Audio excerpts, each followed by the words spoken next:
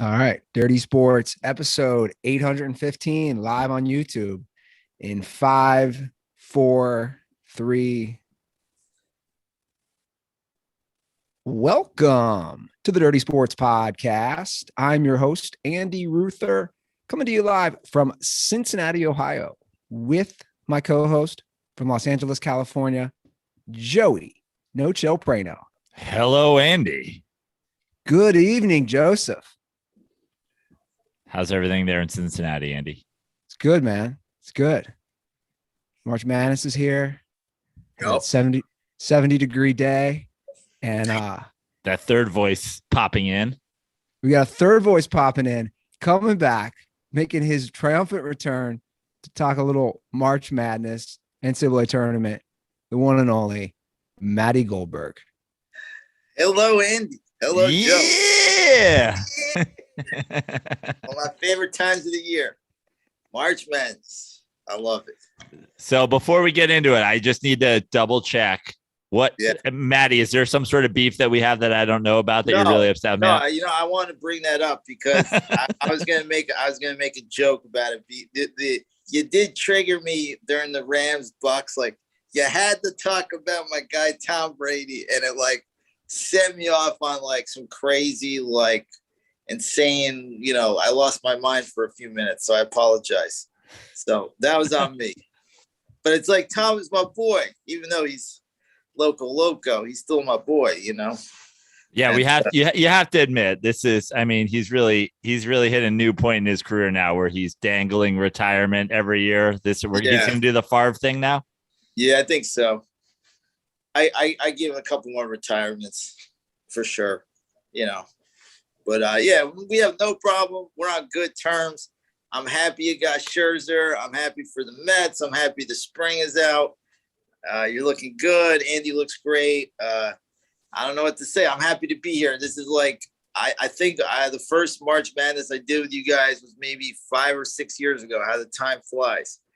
I was 24 then. And so, Well, I'm excited for a great episode then. I thought for sure I was going to come in and 2 minutes in this episode, you're going to be like, in 2016, you tweeted that the Bruins were going to lose. You've been dead to me ever since. No, I'm trying to harness whatever dumb anger, and it's probably misguided angst.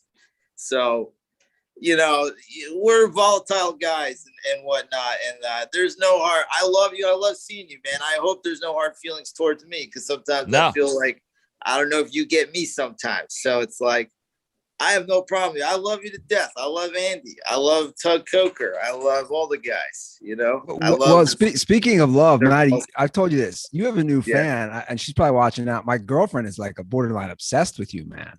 All right. Well, I swing, so you know what I mean? No, but I'm very flattered. That's really cool. I kind of lost my creative vibe sometimes, but that means a lot. And I plan on visiting Cincinnati in the summertime. I want to check out the ballpark with you. Now's not the age.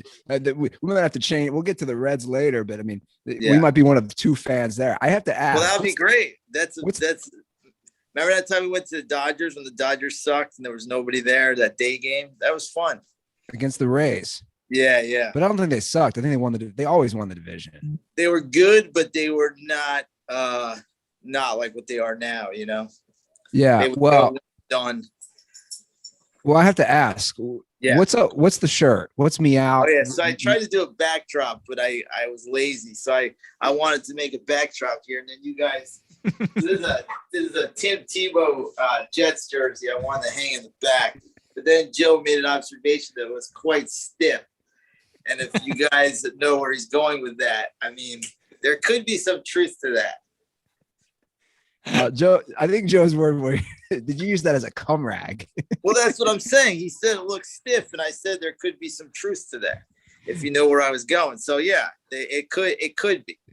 You know what's funny? I was asking about the shirt you were wearing, but you showed that shirt. Oh, this shirt's like some Austin. It's like Austin, Texas. Anytime my sister goes somewhere, she'll buy me a shirt from the city. So I have like Vancouver, a lot of Palm Springs, like the cheesy shirts that are just like $5 tourist shirts. Do you know what I love, Prano? That's what I do for my 5-year-old nephew, 10-year-old nephew. Yeah, right. I buy him a shirt. Yeah. So I have like all these different random cities from like Duluth, Minnesota. I hope I said that right. To Palm Springs, Vancouver, Barcelona. How did he Duluth, Minnesota. It's Duluth. Duluth. So, but it's good to see it. I mean, this is like, God, where does the time go? Well, I know, Matty. You're right. Before we jump into it, I think we got to go down memory lane a little because March Madness. Sure. Yeah. Are some of your favorite trips when we go to Las Vegas? Dude, the best. Like, there's that Barstow In-N-Out. No, it's not In-N-Out. It's Fat Burger. So you start with the Fat Burger. That's like was our tradition, the Fat Burger. Then seeing all your buddies from St. Louis are always great. Then those crazy dudes that used to throw like $5,000 on a game. Remember that guy threw like a chair at the television? Yeah. They were all like, it was weird. They were all Notre Dame fans for some reason. And then Wisconsin fans were the worst. And it was just like degeneracy at like level a million. And we had some great times. You got really high one time and you kept wandering around the casino going, you got a fucking dart in your neck from old school. Yeah. Like Ruth ate 5 milligrams of edibles and was like, I'm freaking out. Well, I was playing poker and I could see him wandering around wearing a backpack. And he's just like, for about an hour. And like, he would come back and circle around where I was again. He was just wandering around the casino all fucked up. Yeah, Prano, I'm surprised security because I was wearing a yellow backpack too, which to this day, I don't know why. Like an athletic backpack. I was just wandering around, not gambling, not drinking.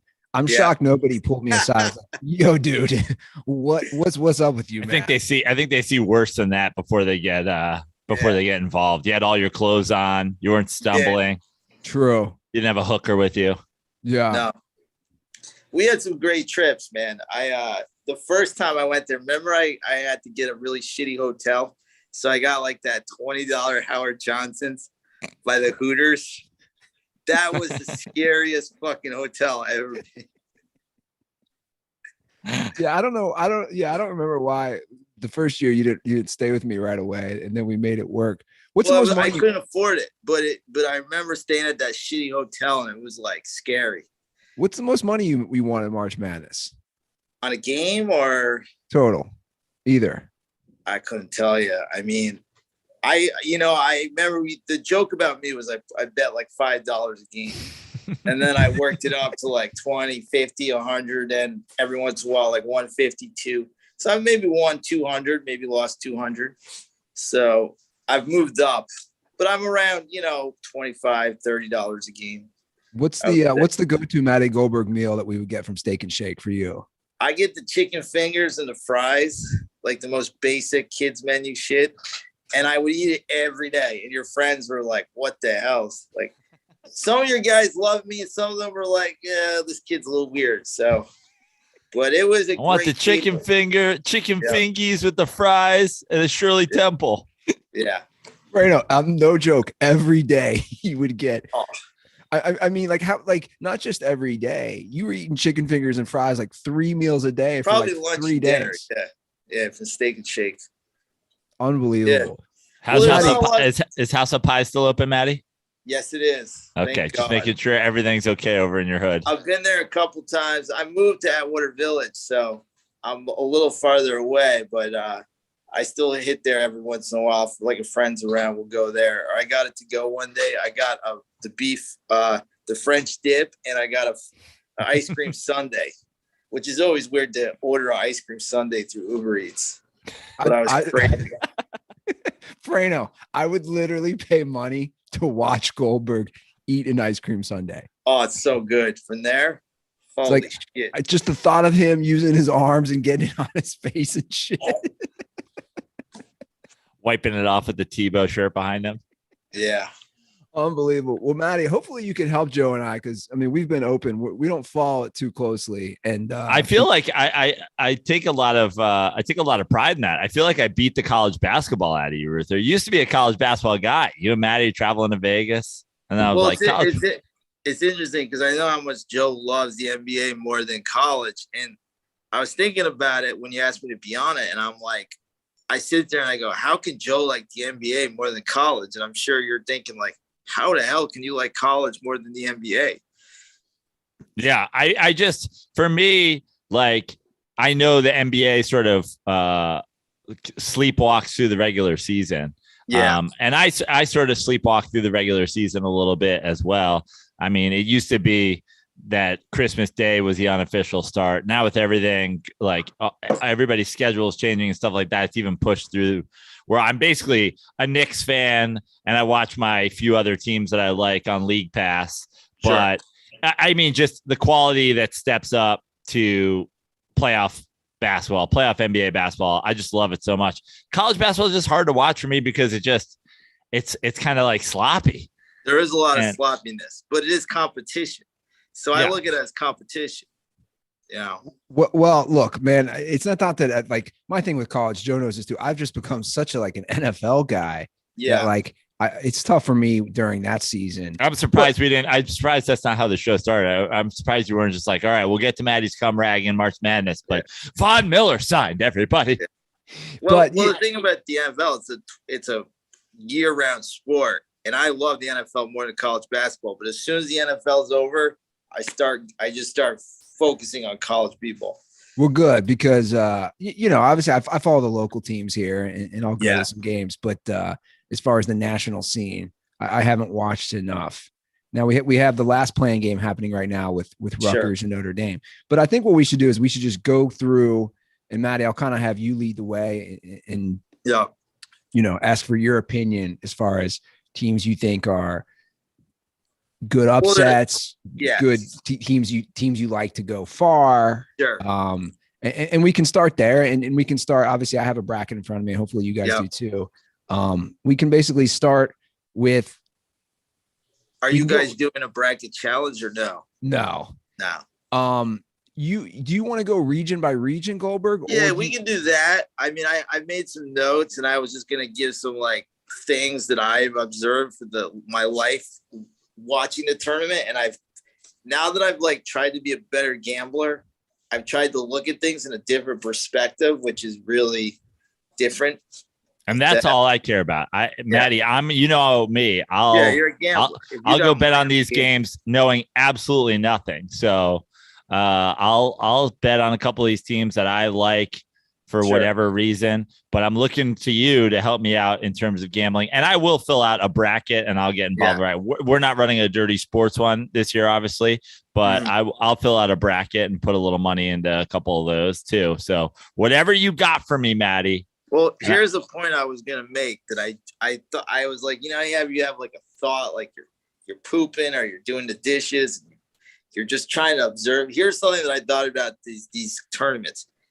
Every year, there's always going to be one team that we're all super high on the bandwagon that's going to shit the bed in the second round. And there's going to be one team that we've given up on and we've faded and like, they're pretenders. They've got knocked out the last 2 years really early, and they're going to make a really deep run.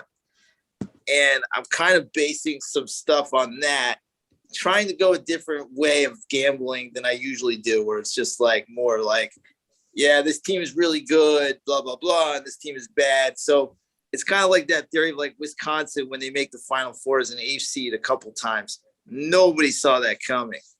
So I'm trying to look at teams that people are kind of dismissing that could make a good run, and then teams that like everybody's so high on that might shit the bed. Well, why don't we start there then? We can kind of work our way around the regions. There's no order we have to do. Who are teams you think are going to shit the bed? And then conversely, who are teams you think people have given up? Maybe like a last year UCLA, which was 11 seed, which made it to the Final Four after a playing game. Yeah. Who are those types of teams from both ends? Sure. Well, one team that last year I was like, Illinois is going to win it, and they lost in the second round. And they had a very mediocre regular season this year. Nobody really is kind of putting them as like this like team to do it. So I think they can make a weird run. A team I might fade is Auburn, who had a really good regular season. I hate doing that because Bruce Pearl is from the Chosen the Tribe, and you always want to go with the Tribe, but like there's something about them that I feel like they're going to have a second round defeat.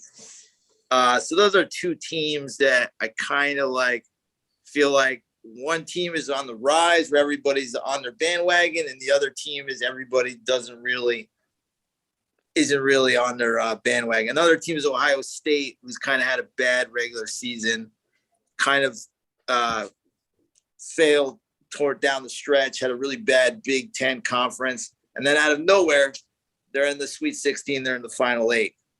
So, well, let me look at those. Okay. Let me look at a couple of those Sure. matchups to start. Yeah, because let me ask you something, Maddie, because you like Illinois. Last year, obviously Houston made a deep run, and they would match up with them at a 4-5 in the second round. So you like Illinois to get through a potential Houston matchup. That's going to be a very tough game because Houston plays a bruising kind of defense. They're a very slow team that can probably, like the first round, whoever plays Houston is probably not going to score more than 50 points. So that's going to be a tough matchup. But Illinois has the big center. I think his name is Cockburn. I always get the names wrong by like one word or not. Somehow I always have sex on the brain. So Cockburn. But his name's Brian Smith, probably, or something. No, it is Colburn. I think it's Coburn, but I think it's spelled Cockburn, right? Yeah.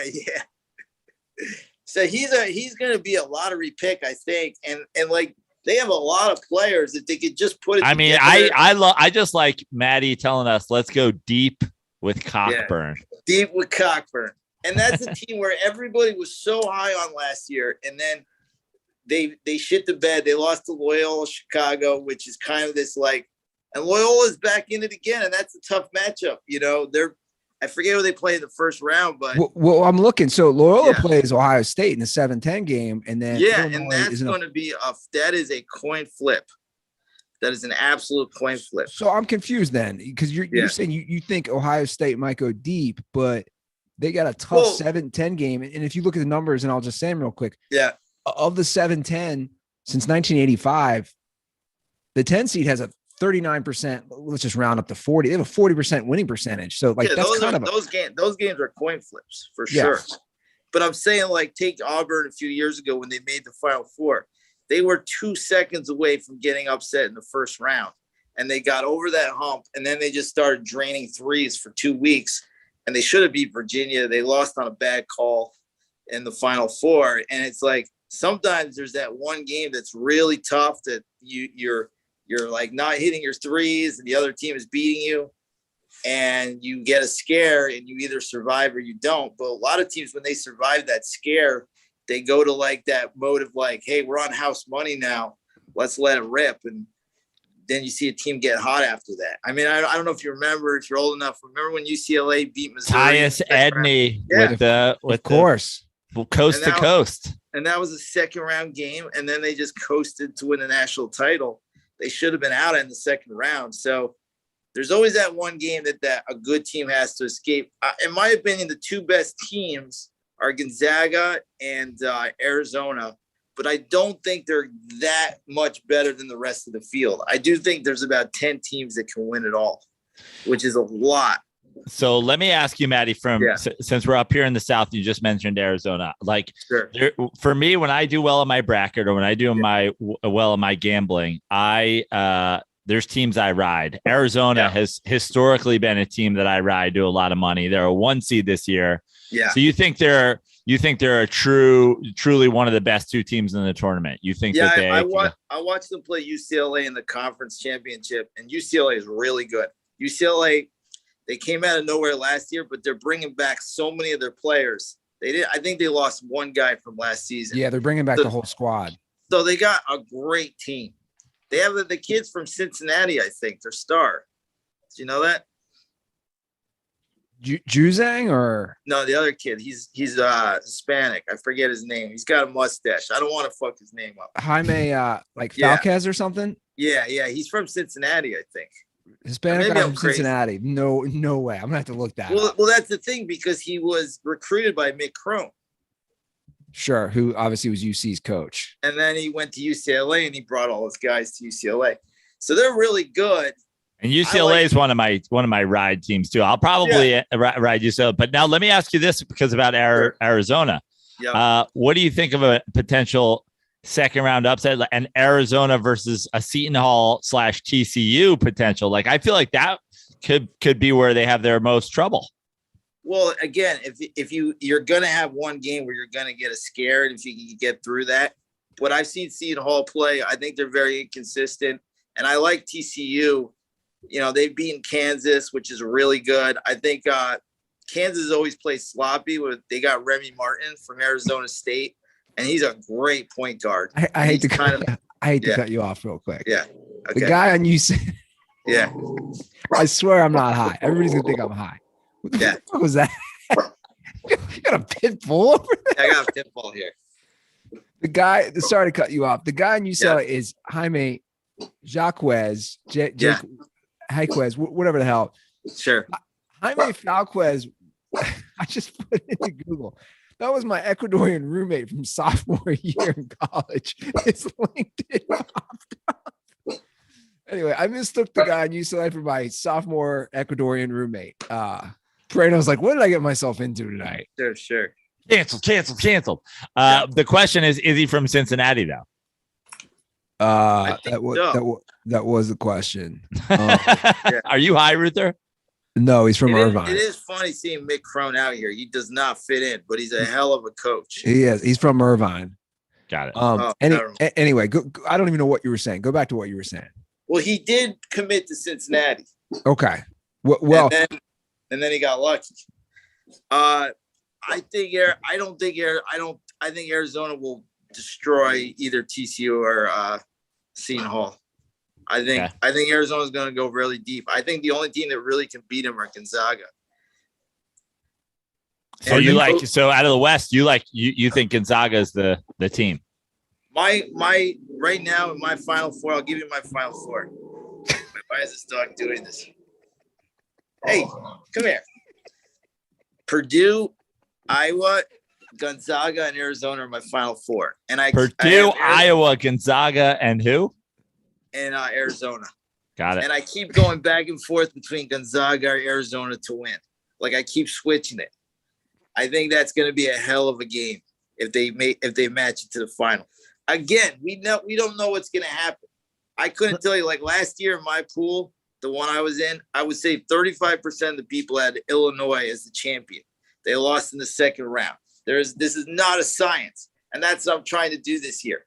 I'm trying to outsmart the system by saying, what's a team that everybody has given up on and they're going to make a meteoric rise? And what's a team everybody's like, oh, this is the bandwagon team, and they're going to shit the bed?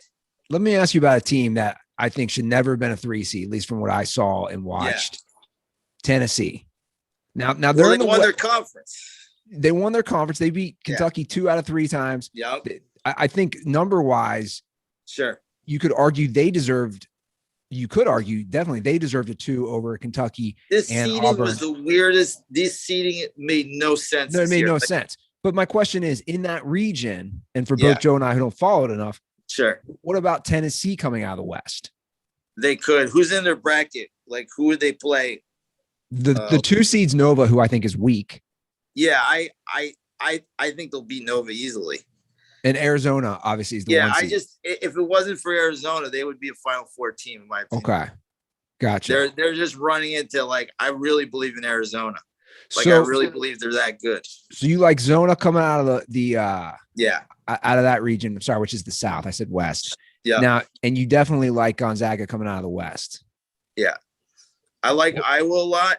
I watched all their Big Ten games. Keegan Murray, have you watched him play? No. I've watched nobody play. Okay, so Keegan Murray he is silky smooth. He's got a brother on his brother's name starts with a K too. They're both brothers on Iowa. They score a lot of points. If they don't fuck up at the end of the game, they should be able to dominate. I like them a lot. I like Purdue a lot. Purdue is very good. I think the Big Ten obviously got way too many teams in, but I still think Iowa and Purdue are like really good. And I don't think the ACC is as good as it once was. Probably the best conference, probably pound for pound might be the Big 12. Well, let me ask you this: as far as go back to Iowa, they obviously had that bank shot. That they beat Indiana in the conference tournament, which was the huge, like, you don't call the bank and you just heaves it up at the end. But my question to you is, that's also a 5-12. Like to me, that's a prime upset. Richmond, Iowa, and you seem to be riding Iowa. But take a lot of people still believe in Baylor to repeat. Baylor lost the first round of their game. So like sometimes good teams in the conference champions shit the bed. I think the top 2 teams in the Big 12 didn't make it out of the first round of the conference tournament. Now, actually, I correct myself because Kansas won, but Baylor was number 1. They got knocked out the first game, and I think Texas Tech lost really early, and Texas Tech is very good. So, who do you like out of the Midwest? So, Kansas is the 1 seed. Yeah, we just talked about Iowa in that 5-12 game against Richmond. Yeah. You have a 2 seed Auburn, which you don't seem to be riding. Wisconsin's a 3. 4 is Providence. What do you think about this? I think that's a huge upset alert. Providence, South Dakota State. Okay, here's the thing. That was the first game of my notes. The South Dakota State's going to win. But Vegas is smart because you know what the spread is for a 5 and a 12? That's a 4-13. Okay, you know what the spread is? -2. Wow. That's fucking nuts. So I just watched this because I don't follow, but I just watched this before we went live. Yeah. I guess they won 18 straight, South Dakota State. They're very good. And they have the highest scoring team in the country. So Vegas has that at -2 for a 4-13 game. That is correct. And I'm shocked about that because I was like, oh my God, this is a great time to bet and then put a little money line on South Dakota State. And then when you're like -2, +2, you're getting +110 to bet on South Dakota as a 13. Yeah. That's crazy. But it just shows that Providence had a terrible conference tournament game where I think they lost to Creighton by 30 points. And they've never really done well in the tournament. They've always been a team that's gotten knocked off early. And South Dakota State's kind of that hot 13, 12 seed, not a major, I guess they call mid-major team. And everybody's high on them. And that's scary too, because a lot of times the public, everybody's on a team and they shit the bed the first round and then Providence goes on their merry way. But I believe in South Dakota State in that game. So who do you like of this region to make it through the Midwest, and who are some upsets that we can look at besides the South Dakota State one? Is that the Iowa region? Was Iowa in it? Yeah, this is the Midwest region. So I like Iowa to go all the way. Wow. Yeah. I made 2 future bets. I bet Iowa 22-1 to win it all and Duke at 15-1. My logic for Duke is that on a year where there's no like big favorite, I won the Kentucky Derby with Bob Baffert. His horse was 12-1, and yeah, he cheated. But I'm like, if you're gonna bet on a 12-1, you've made a lot of money over the years on cheaters, haven't you, Matty? Hell yeah.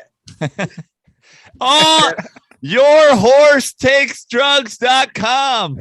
Yeah. But that's the thing. Like, if you're gonna take like a 15-1 or 12-1, you're like, if it's a Bob Baffert horse, you might as well take it. And I didn't know he was cheating, but you're like, his horse always usually wins, so you might as well go with that as your long shot. So that's why I like Duke there with the sentimental shit. They got a decent team. They don't have a great team. How good is that freshman, Paolo Banchero? He's good. I mean, look, you can't really judge because, like, how good was Kyrie Irving there? How good was Jason Tatum there? They're still an 18-year-old kid. I don't really believe in that guy on Gonzaga, the 6'11" guy.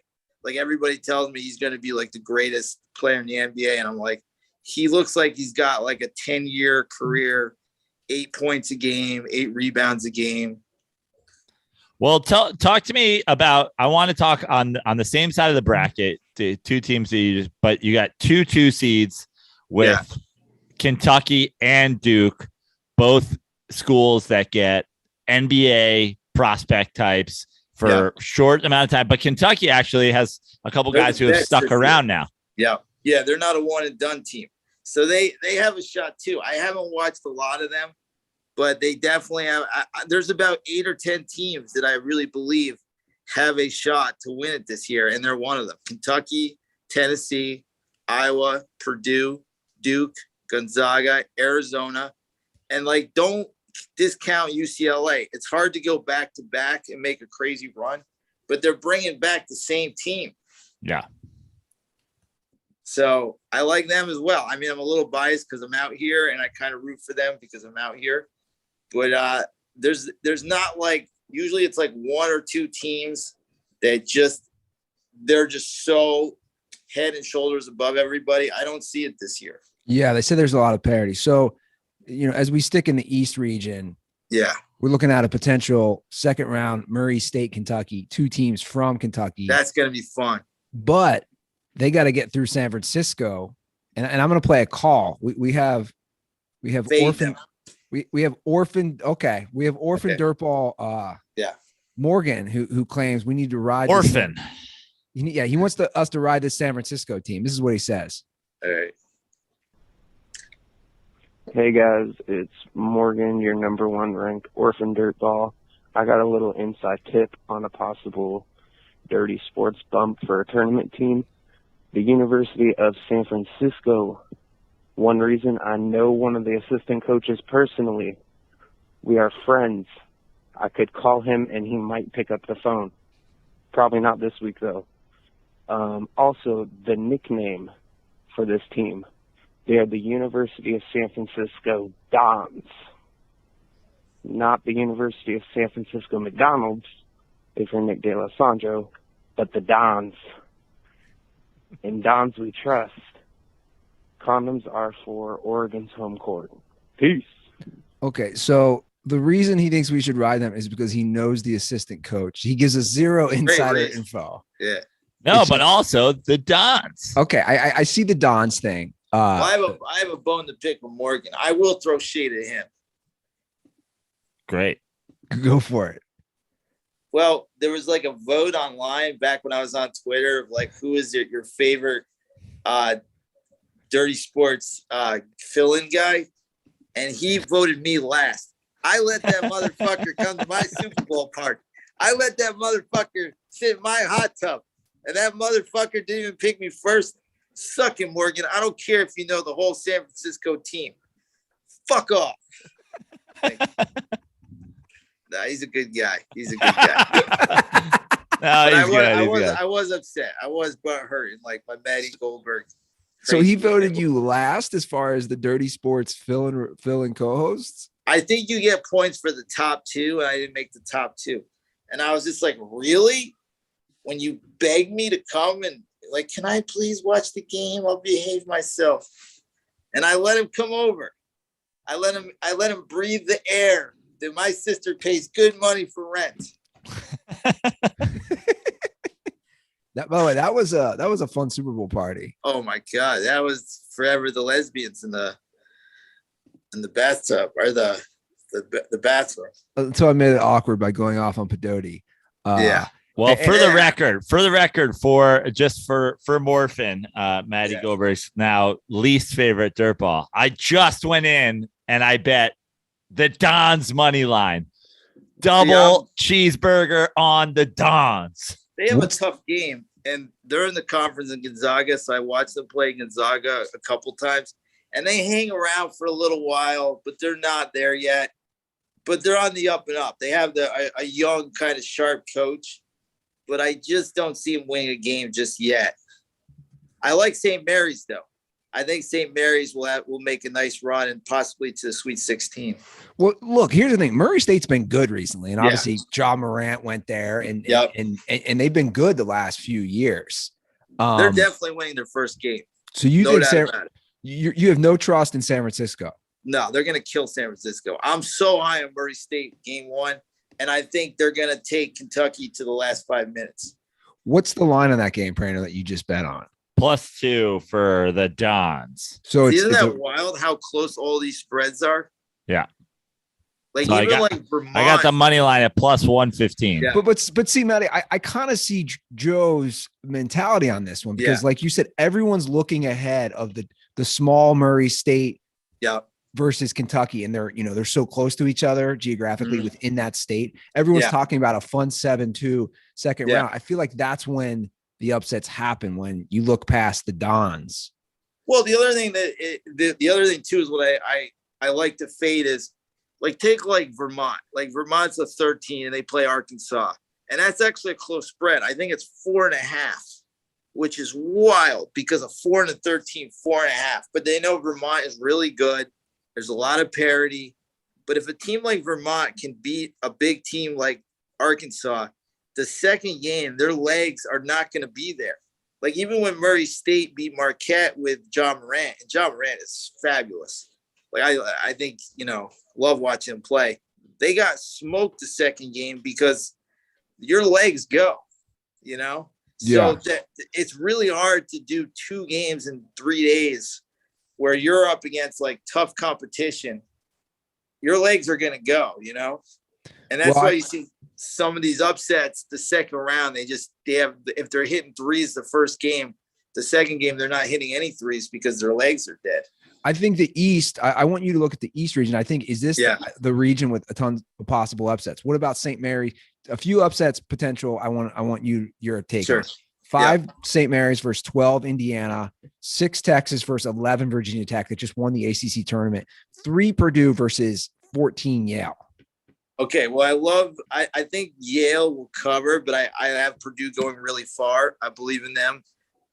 St. Mary's, I've watched them play Gonzaga twice, and they can like hold their own against Gonzaga. I saw them beat them one time this year. Like they're a very good team and they're very well coached. Remember we saw them against Arizona in Vegas, and they're they don't have NBA players, but they're so well coached and they move the ball so well. So they're really equipped for the tournament. It's just when they get against the really much more talented teams is when they're going to have trouble. So I don't see upsets there, to be honest. What about Texas, a 6 versus 11 Virginia Tech? You think Virginia Tech is gassed, or are they riding that? That's a hard one because like everybody was on Georgetown last year when they had that crazy run. Patrick Ewing had a terrible regular season and then won the conference tournament, and then they shit the bed. And you're like, what happened? You guys were killing everybody. So I don't really know what to think about Virginia Tech. I do know Texas has probably the best coach in college basketball, Chris Beard. And like they're going to build something insane there. Like they're going to have a new arena next year. He came from Texas Tech and they almost won, was it 2 years ago? Yeah. Against Virginia. Yeah. So they should have won. And they have veteran players. I really like they're not great players, but they're veteran players. So I like Texas by this much, but that to me is a coin flip game. Who do you like coming out of the East then? Well, do you have Purdue? Because that's the region. Yeah, I have Purdue. Yeah, I have Purdue. So I have like Kansas. Is it like Kansas and Purdue in the Elite Eight? Is that what I had? Matty has no clue what his. Yeah, you don't have your bracket in front of you, Matty. The problem is I have my brackets, but it's on my phone, and I'm using my phone, and then my iPad just died. So I thought I was so prepared, and now I'm not prepared. Unbelievable. It's just like old days. Okay. Well, I wouldn't expect anything less, man. It's good for comedy. So Baylor's the number 1 seed in that region. Purdue's the 3, 2's the Kentucky. Okay, so here's what I don't like Baylor. It's just so hard to repeat. It's so hard. And they had an injury, one of their best players this season. So they were like something like 16-2, and then they lost like 5 out of 7. And then they shit the bed in the tournament real early. So I just think like going back to back is going to be really hard. And I think Purdue has got a nice little draw that they can sneak in. Now, Purdue, this is a guy who's, basically fills out a bracket every year. Otherwise doesn't care much for college basketball. Purdue sort of historically underachieves in the tournament. Am I right? Yeah. But they made the Final 8, was it 2 years ago? So they had that crazy game against Auburn, which they were just, I forget who was the star on Purdue that year. He was good. Did he go to the NBA? Yeah. He was real good. He played on the Celtics. Yeah. Yeah. I mean, they were this close to making the Final 4 that year. So They do underachieve. That is absolutely correct. But that run makes me believe in them. Okay. Has former coach Gene Katie ever smiled? There's a question. No, but I saw him in the crowd at the Big Ten championship, and it's weird because he's got a whole new look because he's had that weird hair, comb over, shiny, and he had like 6 strands of hair like combed over. When I was a kid, I was so afraid of him. Because he was always angry, right? He was, dude. I would say if we did our own like most pissed off coach bracket, yeah, dude, I think he's a 1 seed. Him, Bobby Knight, but his look looks like. No, but you're right. I would actually agree that he looked more pissed off, yeah, than any coach ever. I like that you were scared of him too. Like, and that was funny was when he retired. Remember, Steve Lavin was a coach for a little while. Yeah, of course. He coached UCLA, St. John's. Yeah, so when he was St. John's, he brought Gene Katie to be his assistant. And I was like, Gene Katie lives in Queens, New York now? It is so odd to think that guy was living in New York City. Wait, why? Because he's just so angry. But wouldn't he fit in with all the other angry New Yorkers? So like Midwest and like so not New York, you know? I don't know. Just weird observations, but I was always afraid of him. He just seems like a gym teacher that like it's not fun. Like you think you're gonna have fun because it's gym class, and then he's like, "No, we're gonna do 50 push-ups. If you don't do it, you're out of here, Goldberg. You're out of here, Goldberg. You gotta shower. I don't care if you don't want kids to see your dick. Get in the shower." You know what I love, Prano? Like he's 85. Like yeah. It's just an old like. Obviously, he retired in 2005, but like Matty, when he retired, like he was like 70. Like he was like 25 years. Jesus. Well, the other guy that's old is Phil Martell, who coaches. He's the Phil Martelli. Yeah, Phil Martelli. Did you ever see his grandson? Yeah, the mini Phil. Yeah, those are amazing. Yeah. I'm just not going to ever get over what the Martellis did to the Goonies, though. You know. Did they? Hey, Matty, reference. I got one question for you because I like to get weird with gambling. I've narrowed this down to the obvious two, but which 1 seed do you think is eliminated first, Kansas or Baylor? I'm gonna go with Baylor.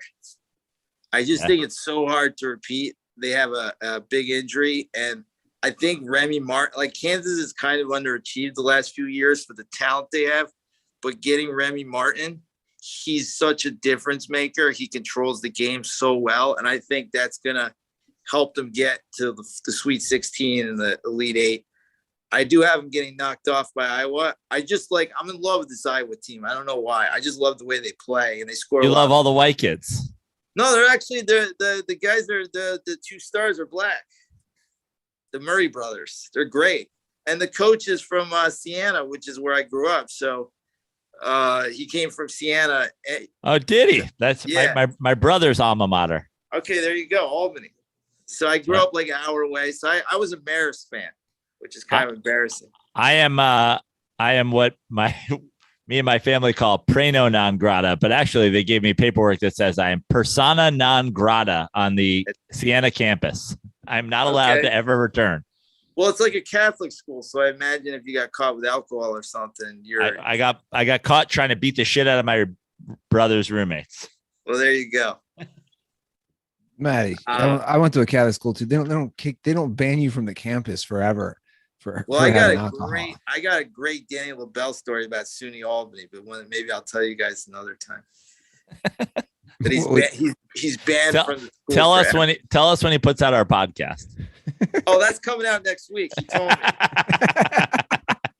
What year did we record that? 2016? I have no idea.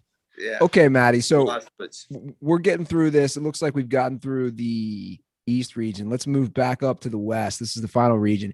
So Gonzaga is the 1 seed. The 2 seed is Duke. The 3 seed we have who do we have here as a 3 seed? Sorry, as I scroll through it. Who's a 3 seed in this region? Purdue. See, here's the thing about like this whole tournament though. Like Do people care more Texas about Tech. their brackets? Do you care more about your brackets or gambling? Because I think brackets are dumb luck. Like, you know who wins the brackets? Your The chick. receptionist who doesn't watch one and is like, oh, I like I went with Purdue because Boilermakers. He's kind of cute, you know, or something like that, you know. And then they win or something, you know what I mean? So like gambling and brackets are I got different. fingered by a guy named Davidson. Exactly. Boy, no girls out there being like, yeah, I think the mascot's cute. Well, whatever. I don't know how they pick it. They always say they pick by colors. I'm not trying to be sexist. I love ladies. Don't get me wrong. Matty. Yeah. Do you have a girlfriend these days, Matty? No, I do not. Are you on the apps? I was, but I it's like one of those things where I get like paranoid at 2 a.m. and I delete them all. Or like I was on Hinge for a little while. Do you have, speaking of, we'll do a crossover girlfriend / tournament question. Do you have UConn getting upset early? Well, it's kind of weird. I was triggered by UConn for a few years after the breakup. I'm sure. So now I'm over that. So I liked him. I love Danny Hurley. I think he's a great coach. I think they win their first game. I can't tell you after that because they probably have a tough matchup in the second round. But I do think they're a quality team, and I do think they get a win this year. They're a team that can make a run too. Like they definitely can. Yeah, no, I've seen them play a few times being in Xavier's conference. And I like Villanova too. It's just Villanova you never know with either. Like Villanova is a team that can get hot and win 5 games in a row, or they can, you know, shit the bed and go like 2 for 20 at the 3-point line. What about a good 10-7 match right here? Yeah. 10 seed Davidson versus 7 seed Michigan State. See, to me, that is a total coin flip. This is not a good Michigan State team, but they're still Michigan State with the experience, and they play really good defense. So that first half, that's another thing too. Like a lot of people have a strategy where they bet the first half unders for every game.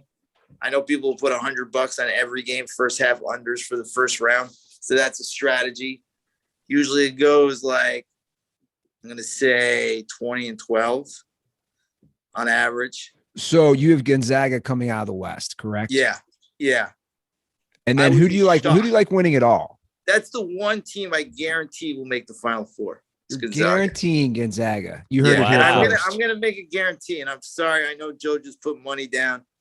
I'm guaranteeing Murray State's gonna boat race or San Francisco, whatever the fuck. I don't care. The Dons. I don't care more. How do you go against the University of San Francisco? Is that where Bill Russell went to school? That is where Bill Russell went to school. The greatest Celtic ever.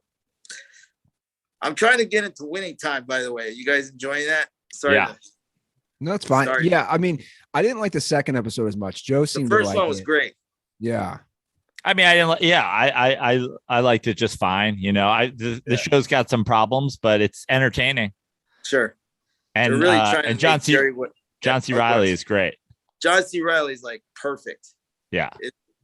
But they're really trying to make Jerry West look like an asshole, huh? Yeah. Yeah. I don't like that because I everything you hear is that he's a good guy. So I don't like they're doing Jerry wrong. But no, I'll continue to watch it. It's an entertaining show for sure. But I what are we in now? The East?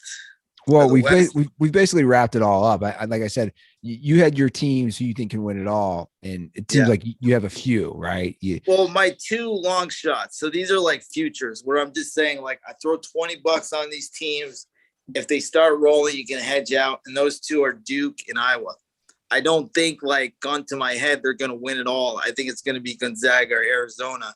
But to get like 22-1 and 15-1, it's worth throwing $20 on. Those are my 2 futures that I like with good odds. Is there any you don't like you think Auburn's got a disappointing run in them? I do. Unfortunately, I do. So if you look down there in that corner, you know, who goes to like the the Sweet 16 there? Who goes to the Elite 8 even out of that bottom corner? You got, I mean, SC, Wisconsin, LSU. Like, who's your squad down there if it's not Auburn?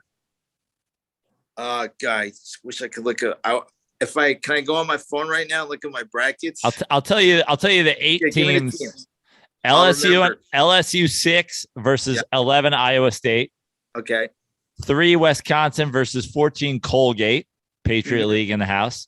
Yep. USC is a 7 seed versus a 10 seed Miami, Florida. Yep. And then the 2 seed of Auburn versus Jacksonville State. I think I had I think I had Auburn losing in the Sweet 16. I think I had Wisconsin maybe going to the Elite 8. Okay. But that is the most, that can be anything. That bottom one is a crapshoot in my opinion. I really think like those teams, anything can happen. I like SC. I like it. Now SC made the Elite 8 last year. They made the Final 8 last year, and they were great, and they have a great coach. And he's got a hot wife, remember? Yeah, it's his girlfriend or his wife is a Victoria's Secret mom. That's what I remember. She was. Yeah. Giving that Tebow jersey some work. Yeah. Hell yeah. Hey, Matty. Andy Angle. Yeah, Andy Angle is his name. Now I got to ask you about Gonzaga real quick. Is there any concern with the Schiavelli curse to win it all? Right? Like, did he transfer? No, he graduated. No. Okay. No. It's just weird. I mean, the Schiavelli curse. His Rams won the Super Bowl this year, and so did the Dodgers recently. Yeah, I mean, the Dodgers got the Mickey Mouse World Series, but maybe it's Schiavelli's year. I mean, look, on paper they're the best team. They should do it. The one problem I think they have is their schedule is kind of weak. I mean, San Francisco is the 3rd best team in their conference, and that's not saying much because I don't like San Francisco at all. And when they get punched in the mouth, they're not used to getting punched in the mouth. So when a team like goes toe to toe with them, they kind of get in trouble. But they should win it. They should. I just want everybody to know, specifically because of Schiavelli, and because I think it would be the loss that bothers him the most. I'm just gonna have Duke beating Gonzaga to go to the Final Four. I mean, and that could happen too. I mean, the Duke did beat him in the regular season. Granted, it was super early, but Duke, like, they're going to make a nice little run. Everybody's going to talk about Coach K, whatever, blah, blah, blah, his final dance. I see them losing in the Sweet 16, though. I forget who I had him lose to, but I think they'll lose. I love that we had Matty come on to do March Madness. He didn't bring his bracket with him. It's fine. I'll just... Here's my dumb iPad, and the thing fucking broke. Well, Matty, it hasn't been charged, but for the last 20 minutes, you could have plugged it in somewhere to charge it. You realize? No. Let me plug it in. Let me charge it. Too late now. You got to leave in 10 minutes. In 3 minutes. Well, I was going to go somewhere, and the person canceled, so now I can... Oh, now you can hang out. Yeah. Oh, where were you supposed to go? Was it a date? I was seeing like an old fling I used to date. I don't want to say their name. Well, you don't have to. Where were you guys supposed to like? We're gonna catch it. We're just gonna get like tacos, I guess. So I got my nice shirt on. I wasn't gonna put on the unbelievable shirt. Now what's He's like, I had a date lined up, so it was either this or my shoot from Duluth. Yeah, Duluth. I can't wait for the games tomorrow, though. I can't wait. Yeah, so they're really like they start around like a little past noon. 9:20. Michigan versus Colorado State. By the way, Michigan did not deserve to be in the tournament. No. It's a disgrace that they're in. It's ridiculous. It's all about this, though, right? Absolutely. They are a brand name. Michigan's a brand name. They have money. Their point guard is out with a concussion, which changes a lot of things. They will lose tomorrow morning or tomorrow afternoon for people in the East Coast. Michigan will. Yeah. I think you're right. They had no right being in. And that seeding was ridiculous. Well, here's the thing. They play Indiana. Both of those teams basically have the same record. They play each other the first round of the Big Ten or the second round. It's basically like, I'm like, okay, whoever wins that game gets in the tournament. Indiana beats them. Indiana beats Ohio State. Indiana loses to Iowa on a buzzer beater that they probably should have won. They have a lower seed. They have to have a play-in game, and Michigan has a higher seed. Yeah. Makes zero sense. No, well, but I get yeah, it's that Michigan name brand. They got alumni that, a lot of alumni that's rich and a huge fan base. So where do you watch the games? Are you just going to be in that room?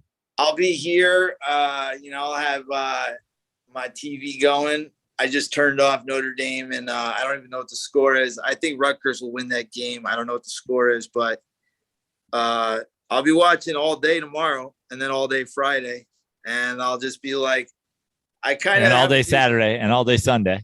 Yeah, I have no life. I'm actually playing a poker tournament Friday night at a print shop in Van Nuys, so that'll give me like a little break. But besides that, I'll be like, watch the games. I text with a few of my gambling buddies, and I go game to game. I'm like, I do a lot of halftime over-unders, a lot of spreads, shit like that. Any guys want to hit me up, I'll give you my picks. You can ride with me. You can die with me. You can yell at me. Morgan, you can apologize to me for not picking me as your favorite host. Where are they? But you're not on Twitter anymore, right? Didn't okay, you? I got off Twitter because I just found it because I would tweet things and you would get triggered. Yeah, exactly. So like I see Joe now, and it's like I know there's COVID still, but if I saw Joe, I'd give you a big hug. I'd be like, I haven't seen you in years, man. Give me a hug. But then when you're like Tom Brady spitting in the ref, I'm like, fuck Joe Brady, that motherfucker. So, but you're on Instagram. People can DM you on Instagram. Yeah, I'm still on IG. I started doing these dumb videos on TikTok based on the Tinder swindler just for fun, where I'm the Plenty of Fish swindler. That's fun. It's not going to blow up, but I just like doing impressions of that guy because I thought, did you guys watch that or no? I still haven't seen it. I haven't seen it either. Yeah, so he's like an Israeli guy that like scams girls and they just give him more money and more money. But I don't understand, like, without going too far into it. My neighbor was going on. He was like, ended up being like a 20-minute conversation the other day. He was telling me about it. And he's like, dude, you have to watch. I was like, it's that good. No, I watch a lot of shit, but I'm like, is it that good that I have to watch it? Or are these just, idiot women who give him money? I think it's interesting because he's such a sociopath in the sense of like, after these girls find out he's scamming them, then he gets really violent and starts threatening them. And then basically what he does is he takes their money and then just goes with another girl and takes her on this crazy vacation with the money he got from the last girl. So that's what I haven't watched it because I think it's about my brother. So yeah. So he basically is Ponzi scheming with these women. Yeah. Like Bernie Madoff. Sure. And this one girl gave him like $100,000 of money, like through credit cards. She keeps opening credit cards to give him because she buys the story that he's this billionaire that had his bank frozen and she's going to help him out. And then with some girls, will borrow 50 grand and then he'll write her a check for $100,000 and it's not even a real check. That idea though is kind of fascinating. Of you take one girl's money and then you present to another girl with that money these trips and these vacations. Exactly. And again, you're creating this wild Ponzi scheme. Yeah. With dating. Yeah, absolutely. That's exactly what he does. And it's just wild because it's been about 10 girls. Yeah. That he's gotten away with it. He's obviously a little better looking than me. I mean, I probably can't pull it off with my looks, but I do funny videos, parodies of it. But I'll be watching a lot of college basketball. What about you, Joe? Where will you be watching games? Probably just home, I think. I don't know. I'm still on the wagon until baseball season starts at least. So normally I'd go to a bar or whatever. I mean, tomorrow is St. Patty's Day and the kickoff of March Madness. So it's kind of a perfect day. I mean, we'll see if I decide to give myself a 1-day reprieve and drink a beer or two at a bar.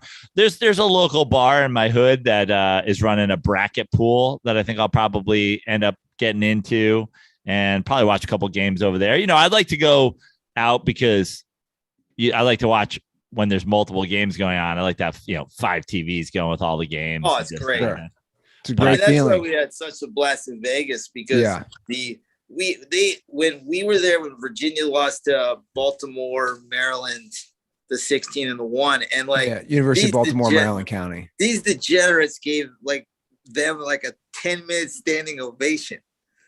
Yeah, I forgot that we witnessed that game in that giant ballroom with a bunch of idiots that were literally standing and clapping.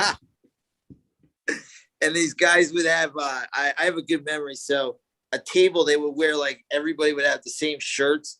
So this was right when Trump was president, and make brackets great again. I kid you not. Yeah. And also, that's the kind of corny stuff people do. Or how about this? Good coaches win. Great coaches cover. Oh, yeah, those were some corny shirts.